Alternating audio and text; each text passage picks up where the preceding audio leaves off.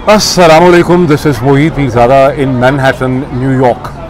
आज अभी भी 3 जुलाई 2025 है, थर्सडे का दिन है। यहाँ न्यूयॉर्क के अंदर शाम है, जैसा कि आप अंदाज़ा लगा सकते हैं। लेकिन हिंदुस्तान पाकिस्तान बर सगीर मशरक़ वस्ता नॉर्थ अफ्रीका में अब आधी रात से बहुत आगे का वक्त है। मैं एक बहुत ही नॉइज़ी किस्म की, बहुत शोर वाली जगह पर बैठा हुआ हूँ और अब देखें ये माइक्रोफोन किस हद तक आवाज़ को कैप्चर करता है। मेरी आवाज़ आप तक, जैसे कहते हैं ना, प्रोबेबली पहुँच सकती है। इंटरेस्टिंग डेवलपमेंट्स हैं। अभी यहाँ एक तूफ़ान बिल्डअप हो रहा है और मैं यहाँ से निकल रहा हूँ। मेरी कोशिश है कि इससे पहले ये जो चंद डेवलपमेंट्स हैं इनके ऊपर मैं कमेंट करूँ। इन डेवलपमेंट्स का ताल्लुक हिंदुस्तान से भी है, पाकिस्तान से भी है, ईरान अमेरिका के डायनामिक से भी है, यूरोप से भी है और चीन में कुछ बड़ा इंटरेस्टिंग कमेंट जो है वो 7 मई 2025 का जो हिंदुस्तान पाकिस्तान का जो जंग है, 3 दिन की जंग है, 4 दिन की जंग है, उसके हवाले से बड़ा एक इंटरेस्टिंग कमेंट और एनालिसिस भी छपा है। इन तमाम चीज़ों की तरफ मैं चलना चाहता हूँ यके बाद दीगरे। लेकिन आपसे रिक्वेस्ट करूँगा कि अगर अभी तक आपने इस चैनल को सब्सक्राइब नहीं किया, इसे सब्सक्राइब करें, बेल आइकन पे क्लिक करें, इसके ऑल नोटिफिकेशंस और यूट्यूब को खोलें और जो व्हाट्सएप चैनल मैंने बनाया है आपसे बराह रास्त डायरेक्ट रब्ता रखने के लिए उसे सब्सक्राइब करें, जिसका लिंक मैं आपको अक्सर शेयर करता हूँ यहाँ इसकी डिस्क्रिप्शन के अंदर और पिन कमेंट्स के अंदर। अब सबसे पहले हम आए अपनी डेवलपमेंट्स की तरफ। Charity begins at home. सबसे पहले इस डेवलपमेंट को हम देखें जहाँ पे लाहौर हाई कोर्ट के एक 2 मेंबर बेंच ने, एक 2 मेंबर के बेंच ने एक बड़ा अजीब व गरीब तारीखी फैसला सुनाया है फॉर्मर प्राइम मिनिस्टर पाकिस्तान जनाब इमरान खान की बेल एप्लीकेशन के हवाले से। इस फैसले में लाहौर हाई कोर्ट के इस 2 मेंबर बेंच के सामने इमरान खान के वकला ने एक पोस्ट अरेस्ट बेल मांगी थी 9 मई 2023 के वाक़यात के हवाले से, जहाँ पे इमरान खान पे ये इल्ज़ाम है कि इमरान खान ही ज़िम्मेदार हैं 9 मई में जो कुछ भी हुआ, कोर्ट कमांडर के घर के बाहर जो हमला हुआ, मुजाहरा हुआ, एक टेलीकॉम सेंटर पे कोई हमला हुआ, PMLN के दफ्तर पे, मॉडल टाउन पे हमला हुआ, उन तमाम चीज़ों के लिए इमरान खान ज़िम्मेदार। लाहौर हाई कोर्ट के 2 मेंबर बेंच के सामने जो दरख्वास्त आई है, इससे पहले लाहौर ही की एक anti terror court ATC court में भी नवंबर 2024 में इमरान खान की जो बेल एप्लीकेशन थी पोस्ट अरेस्ट बेल की, उसे रद्द कर दिया गया। लेकिन लाहौर हाई कोर्ट जो एक कॉन्स्टिट्यूशनल बेंच है, कॉन्स्टिट्यूशनल कोर्ट है, जिसने इश्यूज़ ऑफ कॉन्स्टिट्यूशन को देखना होता है, उसके लीगल पॉइंट्स को देखना होता है, उन्होंने जो इसको जिस तरह से इस फैसला किया है वो उसकी लॉजिक बड़ी इंटरेस्टिंग है। वैसे तो आप लोग इस चीज़ से वाकिफ़ हैं, मैं कई दफ़ा अपने वीलॉग्स में कह चुका हूँ कि पाकिस्तान में जो बची कुची भी अदलिया या अदालत थी वो 26वीं आइनी तरमीम के बाद उसकी हत्या हो गई, उसकी वफ़ात हो गई और अब पाकिस्तान में अदालत नहीं, सिर्फ उसकी बिल्डिंग्स बची हैं जिन्हें लोग अदालतों के मकबरे भी कहते हैं। ये मेरा एनालिसिस है, ये पॉलिटिकल एनालिसिस है। लेकिन यहाँ पर फिर भी लॉजिक जो है लाहौर हाई कोर्ट की वो बड़ी इंटरेस्टिंग और उसके 2-3 पॉइंट्स। लाहौर हाई कोर्ट ने कहा कि ये साबित हो गया है, प्रोसिक्यूशन ने जो हमारे सामने एविडेंस रखी है उससे ये बात साबित हो गई है कि इमरान खान के वकला का ये दलील और आर्गूमेंट कि भाई इमरान खान तो 9 मई 2023 को गिरफ्तार हो चुके थे, जेल में थे, इसकी कोई अहमियत नहीं है, इसकी कोई वैलिडिटी नहीं है। और उसकी वजह यह है कि इमरान खान के ख़िलाफ़ पुलिस के जासूसों ने, यानी पुलिस के जो विटनेसेस हैं वो पुलिस के वो जासूस हैं 2 जो इमरान खान के काफ़िले का हिस्सा थे।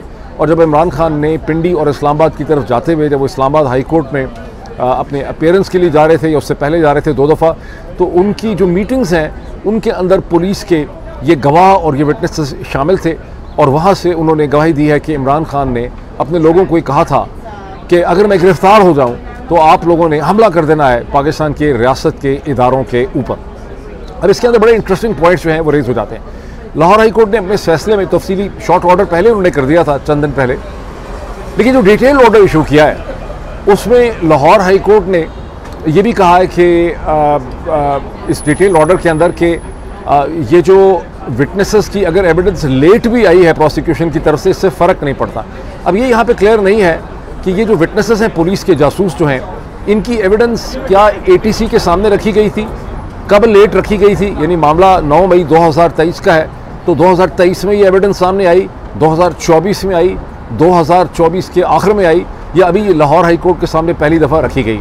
एक तो ये इशू है क्योंकि ये एक डिलेड एविडेंस है जिससे कि लाहौर हाई कोर्ट ने बस मान लिया है। दूसरा इसमें इंटरेस्टिंग पॉइंट है कि कितनी दफ़ा हुआ है कि एक हाई कोर्ट ने पुलिस के अपने विटनेसेस या जासूस जो हैं उनकी एविडेंस को तस्लीम किया हो इतने इंपॉर्टेंट किस्म के केस के अंदर, जहाँ पे किसी की ज़मानत का, पोस्ट अरेस्ट बेल का इशू हो, वहाँ पुलिस की गवाही को कभी माना गया है? जिस पुराने पाकिस्तान में मैं रहा करता था, जैसा कैसा भी था, उसमें आम तौर पे वकला ये बताते थे, और ये आम कानून की चीज़ है कि पुलिस की जो अपनी एविडेंसेस होती हैं उन्हें एक्सेप्ट नहीं किया जाता। और क्योंकि पुलिस के जो मुलाजमीन हैं वो बुनियादी तौर पे, और ये तो बिल्कुल खालिस्तान पॉलिटिकल केस है, पुलिस के मुलाजमीन रियासत के मुलाजिम हैं, उनसे रियासत के जो आलाकार हैं वो किसी भी किस्म की एविडेंस जो है उनसे हासिल कर सकते हैं। फिर इसमें एक इंटरेस्टिंग चीज़ है कि इन्होंने पुलिस के जो जासूस हैं, चले सारी चीज़ें मान लें, इन्होंने आखिर एविडेंस दी क्या है?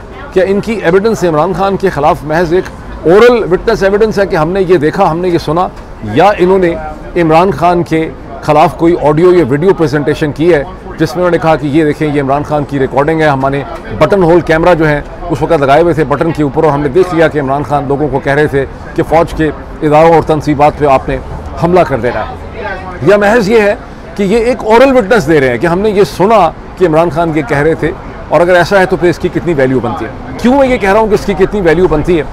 इस नाचीज़ ने दर्जनों वीडियोस के अंदर आपको ये बात बताई है कि जब मार्च और अप्रैल में इमरान खान के घर के ऊपर हमले हुए, जब रेंजर्स ने इमरान खान के घर का और लाहौर की पुलिस ने मुहासरा किया हुआ था, तो मुसलसल पाकिस्तान तहरीक इंसाफ के जो लोग थे, उसके बाद उनके एक्टिविस्ट, उनकी ट्विटर हैंडल, उनके फेसबुक, उनके पार्टी के लीडर्स, उनके की लोग जो हैं वर्कर्स, वो मुसलसल ये कहते थे कि इमरान खान हमारी रेड लाइन है, अगर इमरान खान को गिरफ्तार किया, उनको हाथ लगाया तो हम बड़ा शदीद रद्द अमल करेंगे।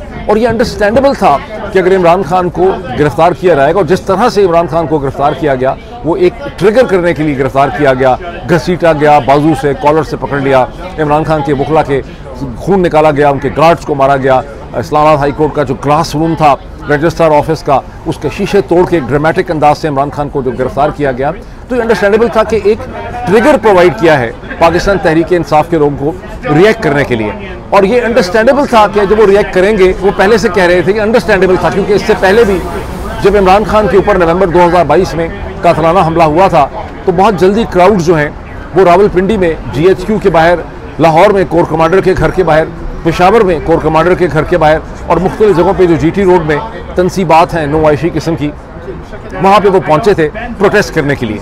तो क्या ये पुलिस के विटनेसेस जो हैं, इन्होंने ये एविडेंस दी है कि इमरान खान ने कहा था कि हमला कर दो, और ये इनकी एविडेंस ओरल एविडेंस है, या इसे कहते हैं महज इसे, या ये है कि क्योंकि प्रोटेस्ट तो उन्होंने करना ही था, तो क्या उन्होंने कहा है कि उन्हें हमला करना था? और हम ये जानते हैं कि PTI के जो लोग थे उनके पास, बेचारों के पास कोई असला नहीं था, उनके ऊपर जो है वो गोलियां चलाई गई।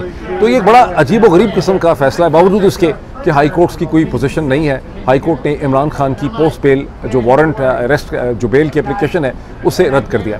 इसके साथ ही PMLN के सोर्सेज से ये खबर आ रही है, जिसे डॉक्टर शहबाज गिल ने अपने वीलॉग में जिसका तज़किरा किया है, कि नवाज शरीफ साहब ने ये फैसला किया है कि वो बहुत जल्द अडयाला जेल में जाके इमरान खान से मुलाकात करेंगे और तमाम मामलात का हल निकालेंगे।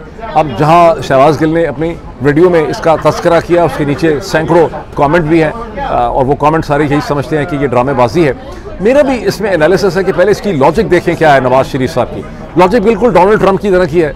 जिस तरह से डोनाल्ड ट्रंप ने ईरान के ऊपर जो हवाई हमला किया, ईरान की तनसीबात के ऊपर हमला देने के बाद फ़ौरन ये कहना शुरू कर दिया कि अब इसके बाद डिप्लोमेसी करते हैं। पहले आपने एग्रेशन किया, आपने ज़्यादती की, अब आप कह रहे हैं कि हम डिप्लोमेसी करते हैं। तो नवाज शरीफ साहब की भी और उनके सिस्टम की अप्रोच भी इसी किस्म की लगती है। लेकिन एनालिटिकली स्पीकिंग मुझे ऐसा लगता है कि ये एक PR स्टंट है, जिसमें नवाज शरीफ साहब की चूँकि पॉपुलैरिटी बहुत कम हो गई है, PMLN के बेस के अंदर नवाज शरीफ साहब को एक बड़ा सियासतदान, डिसीजन मेकर, एक मुदब्बर के तौर पे प्रेजेंट करने के लिए, जिनके अंदर कॉन्सिलिएटरी एबिलिटी है, जो मुज़ाकरात के ज़रिए अफ़ाम तफ़हीम के अंदर बिलीव करते हैं, उन्हें उस सूरत में प्रेजेंट किया जा रहा है। एक्सपेक्टेशन उनकी यह है कि या तो इमरान खान नवाज शरीफ से मिलेंगे ही नहीं, और उनको कहने का मौका मिलेगा कि नवाज शरीफ साहब ने बड़ा दिल शो किया, उन्होंने बड़ापन दिखाया।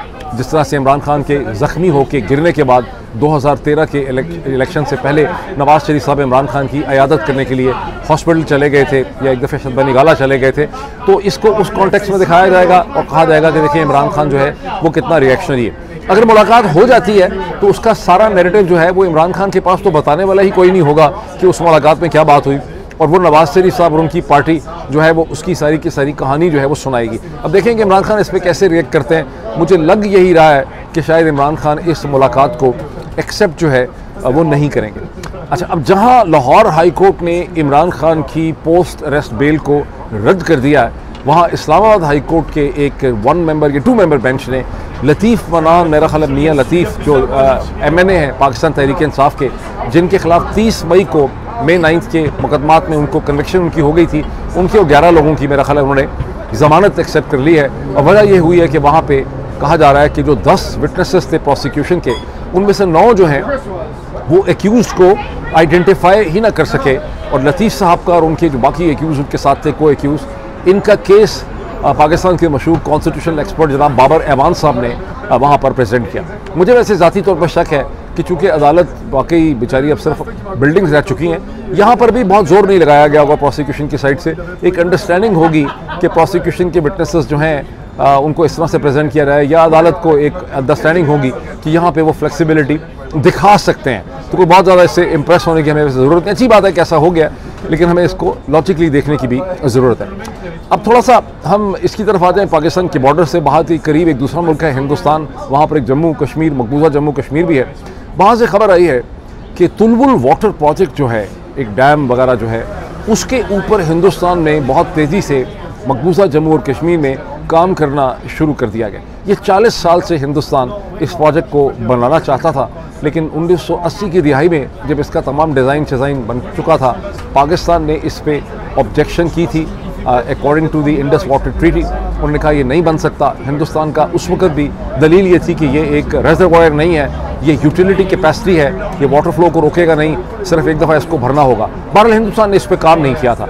अब चूँकि हिंदुस्तान ने इंडस वाटर ट्रीटी को हेल्ड इन अबेयंस रखा है, इसलिए इसके ऊपर बहुत तेज़ी से काम शुरू करने की खबर है। ये बहुत बड़ा प्रोजेक्ट नहीं है, ये 3 लाख एकड़ पानी इसमें हो सकता है। अलबत्ता एक वाटर लेक क्रिएट हो जाएगी ट्रांसपोर्टेशन के लिए श्रीनगर और बारामूला के दरमियान। अगर ये बहुत बड़ा वाटर प्रोजेक्ट नहीं है तो फिर हिंदुस्तान जो है इसके ऊपर क्यों काम कर रहा है? और इसका एनालिसिस ये है कि वो ये इशारा और इंडिकेशन दे रहे हैं पाकिस्तान को, दुनिया को, कि हम अब इंडस वाटर ट्रीटी के एग्रीमेंट को और पाकिस्तान की ऑब्जेक्शंस को कोई अहमियत नहीं देते। इससे पहले हम इनको रिस्पेक्ट करते थे। कहते हैं कि तुलबुल का जो प्रोजेक्ट था, इस पे 1998 में मेरा ख्याल है, उसके बाद दहशतगर्दों ने भी इसके ऊपर हमला कर दिया था, उसके बाद इसका काम रुक गया था। अब पाकिस्तान के पास क्या ऑप्शंस होंगे?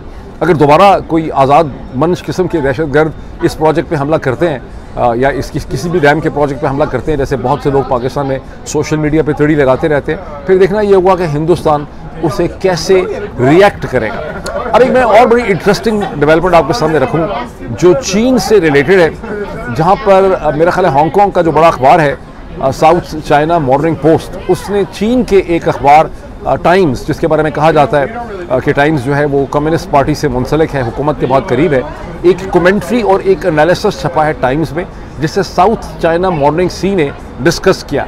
ये कमेंट्री एनालिसिस हिंदुस्तान पाकिस्तान की 4 दिन के जंग के हवाले से है, क्योंकि इसके अंदर हिंदुस्तान पाकिस्तान का डायरेक्टली नाम नहीं लिया गया, लेकिन ये एनालिसिस कहता है कि अभी हाल ही में एक जंग हुई जिसमें एक मुल्क जिसको कमज़ोर समझा गया था निस्बतन, जिसके सिस्टम को इन्फीरियर समझा गया था, उस सिस्टम में, उस कंट्री में और एक रिलेटिवली उससे बड़े मुल्क के दरमियान में जिसको सुपीरियर समझा गया था, उनके दरमियान एक जंग हुई।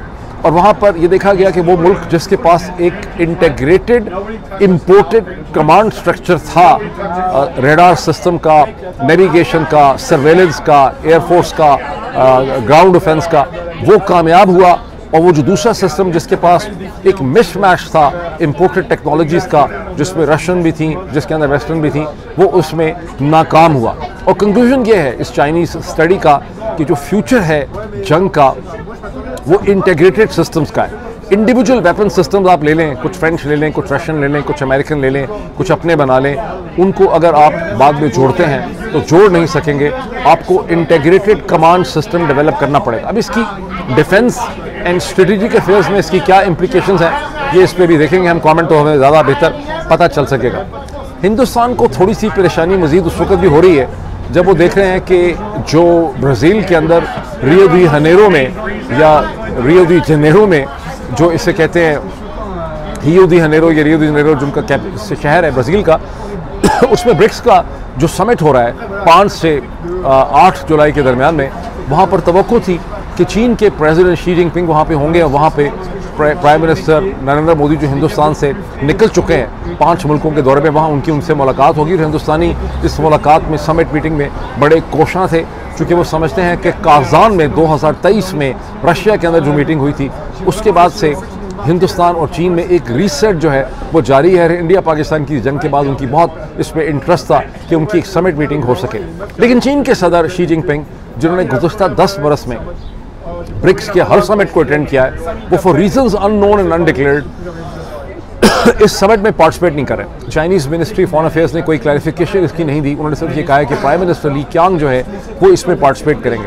अब इसकी क्या वजह है? एनालिसिस में ये भी है कि चूँकि तकरीबन 6-7 नए ममालिक जो हैं, जिसमें मिस्र है, जिसमें यूएई मुत्तहिदा अरब इमारात है, जिसमें ईरान है, जिसमें सऊदी अरब है, जिसमें इथोपिया है, ये सब नए मेंबर्स भी जो है वो शामिल हो रहे हैं ब्रिक्स में। तो शायद चाइना इसको अभी देख रहा है और अपनी प्रेजेंस वहाँ नहीं है। दूसरा एक है कि शायद हिंदुस्तान के प्राइम मिनिस्टर नरेंद्र मोदी को अवॉइड किया जा रहा है। अब Indian ministry of external affairs की होप्स ये हैं कि इस साल के आखिर में जो SCO का, शंघाई कोऑपरेशन ऑर्गेनाइजेशन का समिट होगा चीन के अंदर, वहाँ पर नरेंद्र मोदी की और शी जिनपिंग जो है उनकी मुलाकात जो है वो हो सकेगी। ट्रंप इंतज़ामिया ने और जर्मन फॉरेन ऑफिस ने बड़ा रिएक्ट किया है, बड़ा अटैक किया है ईरान के ऊपर, जहां ईरान ने एक दिन पहले अपनी मजलिस ऑफ पार्लियामेंट के फैसले को एक नोटिफाई किया ईरान के प्रेसिडेंट मसूद पेज़ेश्कियान ने, जिसमें उन्होंने कहा कि जो IAEA के इंस्पेक्टर्स हैं उनको बैन कर दिया है साइट्स के लिए, एक तरह से ईरान से निकल जाने के लिए उनको कह दिया। तो उस पर बड़ा रद्द-ए-अमल है ट्रंप एडमिनिस्ट्रेशन का और जर्मन फॉरेन ऑफिस का। लेकिन उस पर फिर जर्मन फॉरेन ऑफिस के रद्द-ए-अमल के ऊपर ईरान के फॉरेन मिनिस्टर अब्बास अरागची का भी बड़ा रद्द-ए-अमल है। उन्होंने कहा कि जर्मन फॉरेन पॉलिसी खुल्म-खुल्ला एक्सपोज हो गई है। जर्मन सेक्रेटरी थे joint comprehensive plan of action JCPOA के, जिसे उर्फ आम में US ईरान न्यूक्लियर डील कहा जाता है, उसे यूनिलैटरली अमेरिका ने ख़त्म कर दिया। जर्मनी खामोश रहा। इसराइल ने सर्टिफाइड NPT के तहत चलने वाली ईरान की जो जोहरी तनसीबात थी उनके ऊपर अनप्रोवोक्ड हमला कर दिया, तो जर्मन बेचारों को बहुत पड़ी रही, खामोश रहा। फिर अमेरिका ने हमला कर दिया उन्हीं साइट्स के ऊपर, तो भी जर्मन खामोश रहे। और अब जर्मन जो हैं वो ईरान के एक फ़ैसले पे, जो कि खालिस्तन वो ये कह रहे हैं कि जब तक हम हमारे साइट्स को सिक्योरिटी नहीं होगी उतनी देर तक हम IAEA के साथ कोऑपरेट नहीं करेंगे। उसको जब जर्मन क्रिटिसाइज़ करते हैं तो इससे जर्मन फॉरेन पॉलिसी का जो एथिकल, उसका जो बेसिकली बैंक्रप्सी है इंटेलेक्चुअल, वो खुल के हमारे सामने आती है। अच्छा, अब इंटेलेक्चुअल बैंक्रप्सी तो आती ही है। मैं इसको इस तरह से देखता हूँ कि इसमें हमें ये पता चलता है कि दूसरी जंग अजीम के बाद यूरोप की जो सबसे बड़ी इकोनॉमिक पावर है जर्मनी, जो 19वीं और 20वीं सदी की भी जर्मनी की, यूरोप की सबसे बड़ी पावर है, वो अब इतनी जियोपॉलिटिकली कितनी कमज़ोर है कि वो कोई असूली मौक़िफ़ इख्तियार ही नहीं कर सकते दुनिया के किसी भी इशू में। आप देखें कि जर्मनी जैसी पावर को ज़ायनिस्ट ने किस तरह से दबा के और कंट्रोल करके उन्होंने उसको रखा हुआ है। ये बड़ा एक मोमेंट ऑफ लर्निंग है। अब आखिरी में एक चीज़ आपको, अच्छा, ईरान का ये कहना है कि हम अभी भी नेगोशिएशन टेबल पे आने के लिए तैयार हैं, लेकिन पहले अमेरिका हमें ये गारंटी करे कि अमेरिका जो है वो ईरान के ऊपर मज़ीद हमले जो है वो नहीं करेगा। अब अमेरिका के अंदर क्या हो रहा है, यहाँ पे जहाँ मैं बैठा हुआ हूँ, यहाँ पर गुज़श्ता 24 घंटों में, आज ही का दिन जो भी ख़त्म हो रहा है, डोनाल्ड ट्रंप को एक बहुत बड़ी कामयाबी उस वक्त मिली जब रिपब्लिकन पार्टी ने हाउस के अंदर डोनाल्ड ट्रंप का जो big and beautiful tax and spending bill है उसे उन्होंने बिल आखिर मंजूर कर दिया। वो वैसे कर ही लेना था उन्होंने, ख़तरा सिर्फ ये था कि बाज़ रिपब्लिकन हो सकता है इसके खिलाफ वोट डालें या सब मदद ना करें डोनाल्ड ट्रंप के बिल की, क्योंकि 220 वर्सेस 212 8 मेंबरान की सबकत हासिल है रिपब्लिकन्स को हाउस ऑफ रिप्रेजेंटेटिव्स में, जो पाकिस्तान के कॉन्टेक्स्ट में नेशनल असेंबली है, हिंदुस्तान के कॉन्टेक्स्ट में लोकसभा है। सेनेट से इसकी पहले मंजूरी जो है हो चुकी है। सेनेट पाकिस्तान के कॉन्टेक्स्ट में जो वो सेनेट ही है हिंदुस्तान के कॉन्टेक्स्ट में राज्यसभा बनती है। तो डोनाल्ड ट्रंप की बहुत बड़ी कामयाबी है, लेकिन बात यहाँ ख़त्म नहीं होती। ये कहते हैं अंग्रेजी में, the party has not ended, the party has started, because अब इसके खिलाफ बड़ा शदीद रद्द अमल होना है। इस बिल के ऊपर कैपिटलाइज करना चाहते हैं डेमोक्रेट्स। 2026 के जो मिड टर्म है, उनका ख्याल है कि मिड टर्म में हाउस और सेनेट छीन लेंगे, बिकॉज ये टैक्स एंड स्पेंडिंग बिल एक आम अमरीकी शहरी के दरमियान में इंतहाई गैर मकबूल है। और मत भूलिए कि ट्विटर और एक्स एंड टेस्ला और स्पेस एक्स के मालिक जो हैं जनाब इलॉन मस्क ने भी ऐलान कर रखा था कि अगर ये बिल पास होगा तो मैं इंश्योर करूँगा कि जिन जिन लोगों ने इसके लिए फेवर में बिल डाला है, वोट डाला है, वो 2026 के इंतखाबात में कामयाब ना हो सकें। तो अमेरिका में इस बिल से जहाँ कामयाबी लगती है डोनाल्ड ट्रंप की, वहाँ एक बहुत बड़ी सियासी जद्दोजहद और जंग का मज़ीद आगाज़ हुआ। जो कुछ अमेरिका में हो रहा है इस वक्त उसके असरात पूरी दुनिया के ऊपर होंगे। अभी इतना ही, फिर आपसे मुलाकात होती है किसी लेस नॉइजी जगह से। अभी इतना ही, थैंक यू।